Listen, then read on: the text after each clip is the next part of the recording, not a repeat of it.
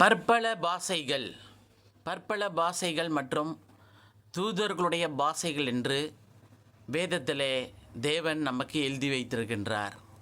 ஆனால் இந்த வார்த்தைகளை நாம் அதிகமாக பேசி கேட்பதும் இல்லை, நாமும் பேசுவதும் இல்லை. ஆனால் நம்முடைய வேதத்திலே தேவன் நமக்கு ஒரு ஆவிக்குரிய வளர்ச்சிக்காக தான் இந்த சத்தியங்கள் எல்லாம் கொடுத்திருக்கின்றார். அன்றைய ஆதி அப்போஸ்தல நாட்களிலே, பெந்தகோஸ்தே நாட்களிலே தேவனுடைய சீசர்கள், அப்போஸ்தலர்கள் இதெல்லாம் பயன்படுத்தினார்கள்.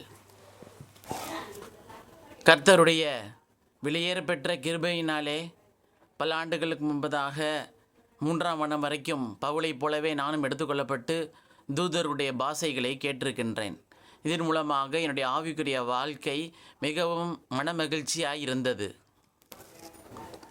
அப்போஸ்தலனாகிய பவுல் எப்படி இயேசு கிறிஸ்துவை நேரடியாக தரிசித்தாரோ அதே போலவே நானும் 8 முறைக்கு மேலாக இயேசு கிறிஸ்துவை நான் நேரடியாக தரிசித்திருக்கிறேன் என்று சொல்வதில் மிகவும் மகிழ்ச்சி அடைகின்றேன்.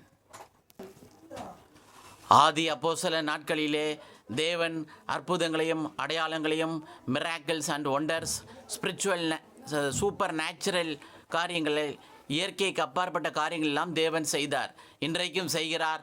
ஆசீர்வதிக்கப்படுவோம்.